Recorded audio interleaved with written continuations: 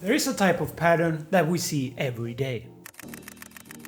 A pattern so good Mother Nature herself invented it. It is hands down the best pattern there is, and yes, it can be 3D printed.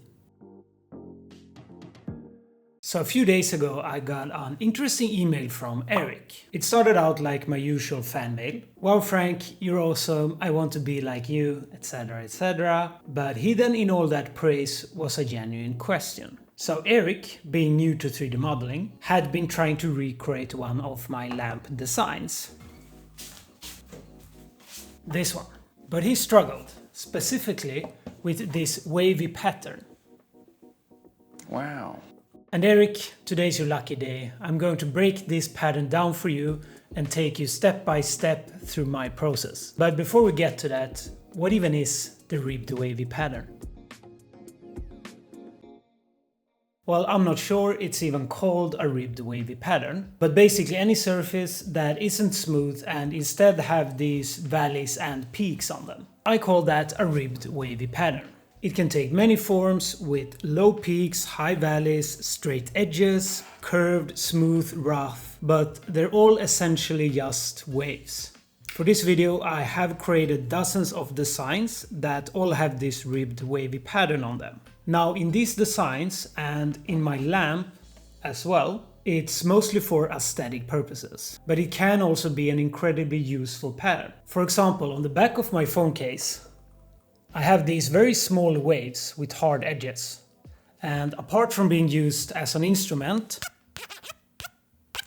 it also helps with the grip. And the fact that such a simple pattern can achieve so much really makes it powerful and versatile. And it is, in my opinion, the best 3D printing pattern that you can learn. But the question still remains, how do we make it? Well, there are hundreds of ways to create this pattern, and there are even more 3D modeling programs, and I can't cover them all. But I will try and explain the main principle of how I think when creating this pattern. So I don't start out by thinking about the surface right away.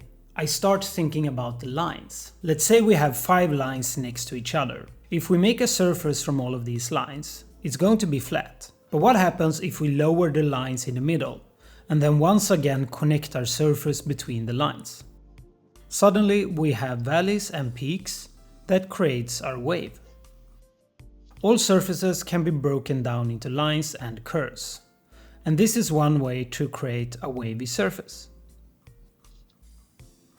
We can carry this principle over to our 3D modeling software. We once again draw a couple of lines and move a few of them downwards. And then usually there are commands like loft, which automatically creates a surface between these lines. You usually also have options on how you want the surface to look. If you want to recreate, say, the surface on our phone, all we need to do is just add more lines. It might sound stupid simple, but it's how I think about this pattern.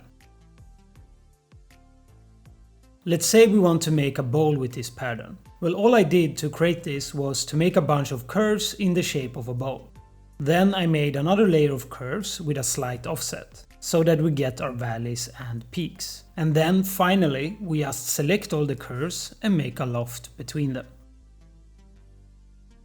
Also note here that I wanted the bottom to not have any wavy surface. Well, how do I do that? Simple, just don't have any space between the lines at the bottom. Without valleys and peaks, we won't get any waves. And nobody says you gotta use straight lines for this. If we just bend the curve a little bit and apply the same principle, we can get a totally different looking wavy pattern. I printed this as well, and here is how the pattern turned out.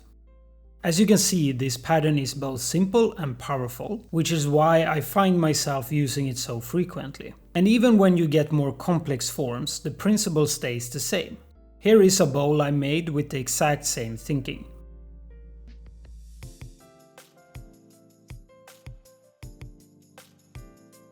By the way, if you want to print anything you've seen in this video so far, like this bowl for example, or this lamp, you can find all the files on my website, frankadrian.art.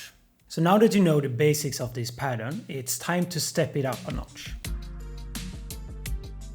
So while you can do all of these designs manually by just creating curve after curve, there is a better way that spares you from carpal tunnel syndrome. By creating an algorithm or a set of commands, we can generate our curves with math. For example, I've created a structure here where we can control certain parameters that affect our 3D model. I know it might look like a mess of spaghetti, but if you master this, it can be a powerful dish.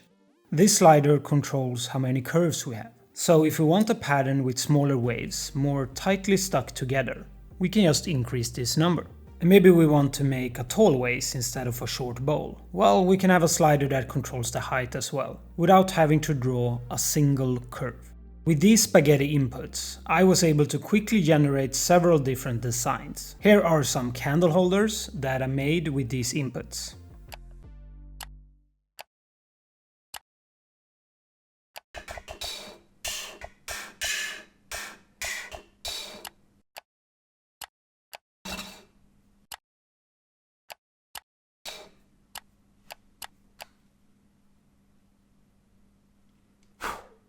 So parametric design is very challenging. However, don't be discouraged. It's incredibly fun and rewarding once you start to get the hang of it. If you want to learn more about parametric design, I have some live commentary tutorials on my Patreon, so go check that out. I hope you enjoyed this video and I hope you learned something, and see ya next time. Take care.